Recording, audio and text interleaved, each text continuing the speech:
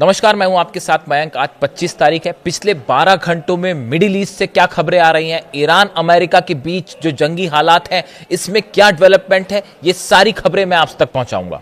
Iran की तरफ से ये बात साफ कर दी गई है कि अमेरिका के साथ यूरेनियम को लेकर और हॉर्मूज को लेकर फिलहाल कोई बातचीत नहीं हुई है, कोई डील नहीं हुई है। देखिए, कल जिस तरह से डोनाल्ड ट्रंप ने ये दावे किए थे कि ईरान के साथ एक डील अब तय मानी जा रही है, उसका फ्रेमवर्क डिसाइड हो गया है और खबरें यहां तक आने लगी थी कि ईरान अपना यूरेनियम छोड़ने के लिए तैयार हो गया है।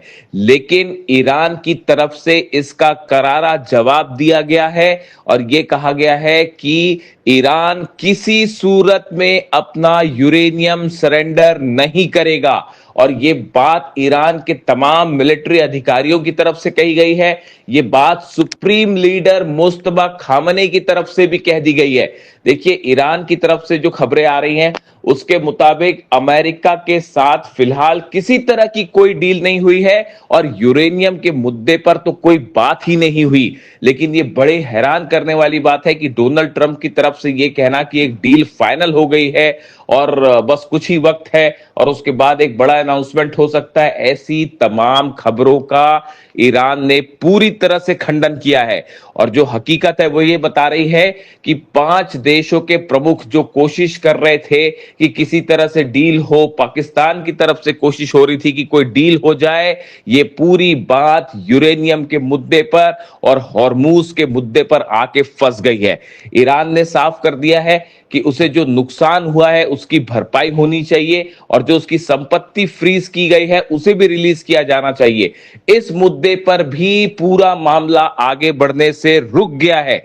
यानी जो डील के दावे हो रहे थे वो पूरी तरह से बेबुनियाद है और ईरान ने साफ कर दिया है कि किसी सूरत में ईरान अपना यूरेनियम नहीं देगा। इसके साथ ही देखिए, लगातार ईरान में प्रदर्शन हो रहे हैं, लाखों लोग सड़कों पे हैं और उनका कहना है कि किसी सूरत में ईरान को अमेरिका से कोई डील नहीं करनी चाहिए, झुकना नहीं चाहिए। यानी एक बार फिर डील और समझौते को लेकर जो तमाम दावे हो रहे थे उसको ईरान ने सिरे से खारिज कर दिया है। इसके अलावा बड़ी खबर यह है, ईरान की तरफ से यह बात कही गई है कि अगर अमेरिका ने हॉर्मूज में ब्लॉकेड नहीं खोला तो ईरान उस ब्लॉकेड को तोड़ देगा। ये बड़े जो अधिकारी हैं आरजीसी के, उनकी तरफ से इस तरह के बयान आ रहे हैं। आरजीसी चीफ अहमद वाहिदी साहब ने भी एक बार फिर कह दिया है कि अगर अब की बार हमला होता है तो हमला अमेरिका करेगा लेकिन खत्म उसे ईरान करेगा। बहुत बड़ा चेतावनी आई है ये अहमद वाहिदी साहब की तरफ से। वहीं बताया जा रहा है कि मुस्तफा खामनेई जो सुप्रीम लीडर है, उन्होंने भी ये सख्त आदेश दे दिए हैं सेना को कि बड़ी जंग के लिए तैयार रहें। और जो हालात हैं वो इस ओर इशारा कर रहे हैं कि जल्द ही एक बार फिर मामला जंग की तरफ आगे बढ़ सकता है और तमाम दावे हुए जो कल से डील को लेकर, ईरान को लेकर, वो सारे गलत साबित हुए हैं और ईरान ने साफ कर दिया है किसी भी कीमत पे यूरेनियम को लेकर ईरान नहीं झुकेगा।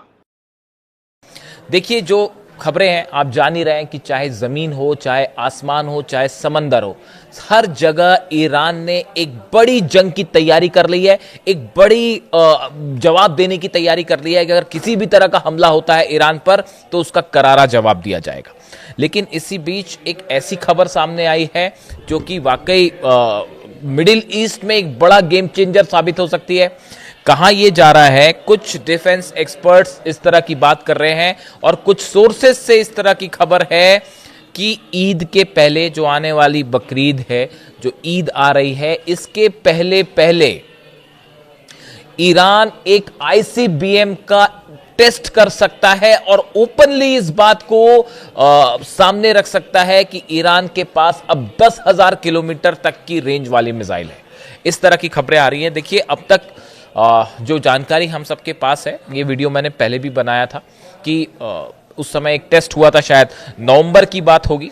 नवंबर में जो है वो ईरान की तरफ से एक खबर आई थी कि तस्नीम न्यूज़ एजेंसी है उसकी तरफ से खबर आई थी कि ईरान की जो है आईसीबीएम तैयार है, उसकी रेंज करीब 10,000 किलोमीटर है। 7 नवंबर को ये वीडियो रिलीज किया था, तस्नीम न्यूज़ एजेंसी की तरफ से वीडियो रिलीज किया गया था। उसमें एक मिसाइल दिखाई गई थी जो कि आईसीबीएम है और इसकी रेंज 10,000 किलोमीटर है, इस तरह की खबर आई थी। लेकिन अब जो खबरें आ रही हैं उसके मुताबिक ईरान एक बार फिर अपनी आईसीबीएम यानी इंटरकॉन्टिनेंटल बैलिस्टिक मिसाइल का परीक्षण कर सकता है, इस तरह की खबरें हैं। जो एयर स्पेस बंद किया गया, क्या इसी दौरान इसकी तैयारी थी इसे फायर करने की? लेकिन एक बार फिर से जो है वो बातचीत वाली बात शुरू हो गई और जनरल मुनीर जो है वो ईरान पहुंच गए, इसलिए क्या इसे टाल दिया गया? इस तरह की भी खबरें चल रही थी। जो अचानक एयर स्पेस बंद हुआ, क्या ईरान अपनी पहली इंटरकॉन्टिनेंटल बैलिस्टिक मिसाइल का टेस्ट करने जा रहा था और उसे रोकना पड़ा आखिरी समय में, क्योंकि एक बार फिर बातचीत की बात आगे बढ़ गई थी। न सिर्फ ईरान, आप अगर हालात देखें, समझने की कोशिश करें, ये पूरा एरिया आप रूस से शुरू कीजिए, रूस, यूक्रेन, मिडिल ईस्ट, ईरान, अरब देश, ये पूरा इलाका अब एक बड़े ऐसे जंग की तरफ, ऐसे दुर्घटना की तरफ आगे बढ़ रहा है। दुर्घटना कहना ही सही होगा, जिसमें बड़े एटॉमिक हादसे भी हो सकते हैं। और अब मामला जो है वो सिर्फ 2,000-2,500 किलोमीटर वाला नहीं रह गया है, बड़े हमले की तैयारी है और बड़ी रेंज का इस्तेमाल हो सकता है।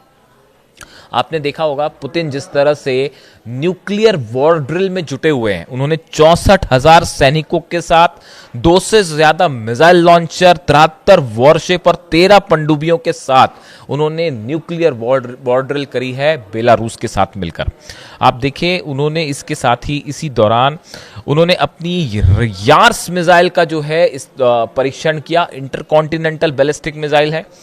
अब आप देखिए रूस की, मैं रूस पर क्यों गया हूं, इसका ईरान से क्या कनेक्शन है, मैं आपको ये भी बताऊंगा। रूस ने जो है इस एटमी आप कहिए कि वॉर एक्सरसाइज क्यों करी? सबसे पहला सवाल तो है कि ये न्यूक्लियर मामले पर ये वॉर ड्रिल क्यों करी रूस ने? सीधा सीधा नेटो को धमकी दी गई है रूस की तरफ से कि अगर अब आपकी तरफ से इंटरफेरेंस बढ़ता है, देखिए यूक्रेन की तरफ से जो हमले हो रहे हैं रूस के ऊपर, वो ये साफ साफ बता रहे हैं कि ये हमलों के पीछे अमेरिका है, ये हमले डोनाल्ड ट्रंप और यूरोपीय देश जो है वो करवा रहे हैं।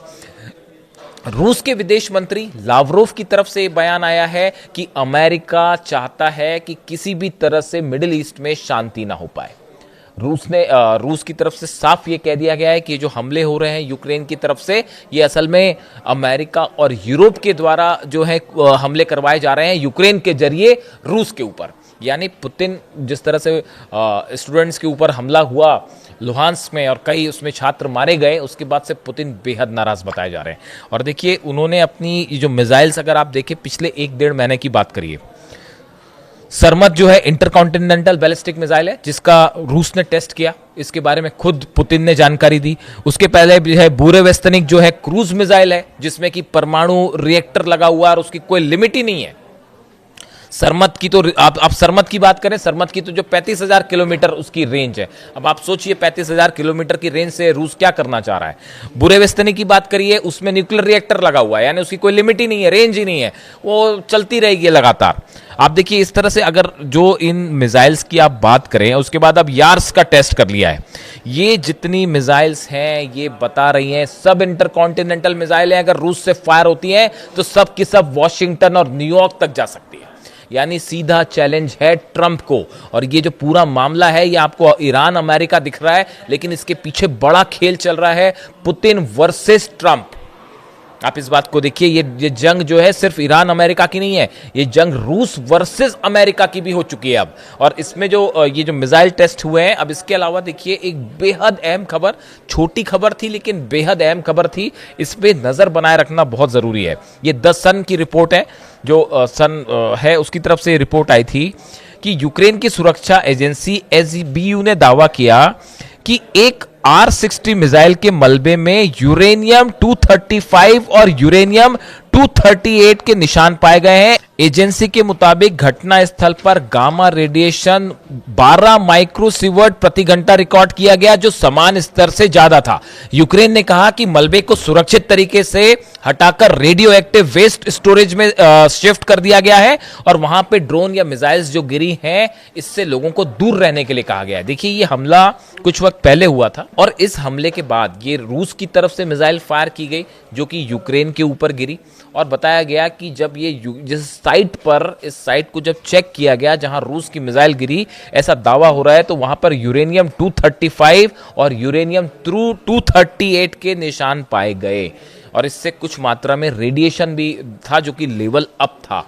ये बेहद गंभीर मामला है और इसके साथ ही यूरोप की मिसाइल्स को जवाब देने के लिए या नेटो को जिस तरह से जवाब देने के लिए रूस जो है वो अब इस मोड में है कि वो लगातार एटॉमिक फोर्स उतार के अगर आप उसकी तैयारी कर लेते हैं, यानी ये साफ साफ इशारा है पूरे यूरोप को कि खतरा अब जो है मामला एटॉमिक वॉर की तरफ भी आगे बढ़ सकता है या किसी बड़े एटॉमिक हादसे की तरफ तो आगे बढ़ ही सकता है। अब देखिए, ईरान से जो खबरें आ रही हैं, ईरान अपनी जिस मिसाइल की चर्चा हो रही है खुर्रम शहर 5, हमने खुर्रम शहर 4 का इस्तेमाल भी देखा, जिस तरह से वो मिसाइल्स फायर की गई और उसने जो तबाही मचाई इजराइल में, उसका रोकना असंभव था, नहीं रोक पाया, ना पेट्रियट रोक पाया, ना थार्ड रोक पाया, ना ही कोई आयरन डोम और जितने एरो डिफेंस सिस्टम है इजराइल के सब फेल हो गए। अब ये बताया जा रहा है कि ईरान अपनी खुर्रम शहर 5 मिसाइल जिसकी रेंज 10,000 से 12,000 किलोमीटर हो सकती है, न्यूयॉर्क और वॉशिंगटन तक सीधे ट्रैवल कर सकती है।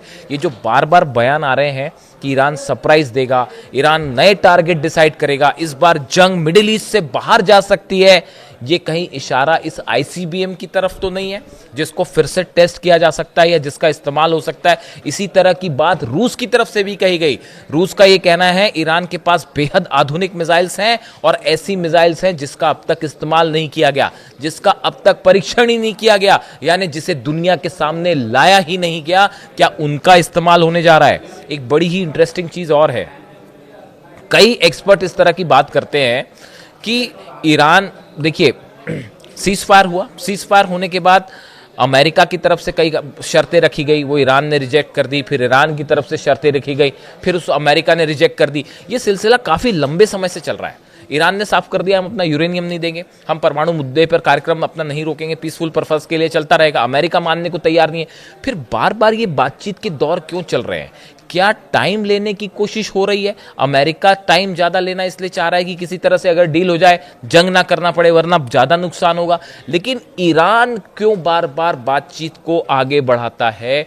क्या किसी तरह का टाइम लेने की कोशिश ईरान की भी है? क्या कोई ऐसा हथियार है जो अभी बन रहा है और जल्दी ही वो बन जाएगा और इस बातचीत के दौरान, थोड़ा सा वक्त और लेने के दौरान ही, डील के पहले पहले ही क्या ईरान की तरफ से कोई बड़ा टेस्ट होने वाला है? अब आप इशारा समझ जाइए। कभी कभी आपको नहीं लगता ऐसा कि ये बार बार ईरान की तरफ से भी जो बातचीत शुरू हो जाती है, कोई डेलीगेशन तय हो जाता है और कहता है हाँ ठीक है बात करिए, क्या ईरान भी ये चाह रहा है कि थोड़ा सा टाइम और मिल जाए तो कोई हथियार ऐसा बन रहा है जो बन जाए और उसका परीक्षण कर दिया जाए और मामला ही खत्म हो जाए? अब आप समझिए इस बात को। अब इस बीच में जो है वो इस तरह की खबरें हैं कि खुर्रम शहर 5 जो है उसको दुनिया के सामने रख सकता है ईरान और एक बार फिर जो है वो आईसीबीएम को लेकर एक बड़ा ऐलान हो सकता है। इसी तरह के दावे ईरान के यूरेनियम को लेकर भी हैं। यूरेनियम कहाँ है कोई नहीं जानता। उसको लेने के लिए जो जिस तरह से प्लानिंग्स है अमेरिका की कि या तो एक बार फिर B2 बॉम्बर्स गिराए जाएं, B2 बॉम्बर से जो है वो बंकर बस्टर्स बॉम्ब से हमला किया जाए, और इस्फहान को लेकर बड़ी चर्चाएं हैं कि इस्फहान पर फिर से हमला हो सकता है, इस तरह की बातें हैं। और दूसरा है ग्राउंड ऑपरेशन, कि ग्राउंड ऑपरेशन करें। ग्राउंड ऑपरेशन का मतलब ये होगा बड़ी संख्या में अमेरिकन सोल्जर्स की कैजुअलिटी। क्या डोनाल्ड ट्रंप ये रिस्क लेने को तैयार होंगे? क्या वो अपने सोल्जर्स को वहां भेजने के लिए तैयार होंगे और इतना बड़े लेवल पर ऑपरेशन के लिए तैयार होंगे? खास तौर पर तब जब रूस जो है वो रूस अपनी यार्स मिसाइल लेके खड़ा हुआ, अपने इंटरकॉन्टिनेंटल बैलिस्टिक मिसाइल्स लेके खड़ा है और सीधा संदेश है कि अगर हमला किया आपने तो ठीक नहीं होगा। और रूस और चीन दोनों ईरान के साथ खड़े हैं। ऐसे में क्या डोनाल्ड ट्रंप हमला करेंगे? नजर होगी हमारी। जो भी अपडेट होगा आप तक पहुंचाएंगे। कमेंट करके बताइए वीडियो कैसा लगा। Thank you so much.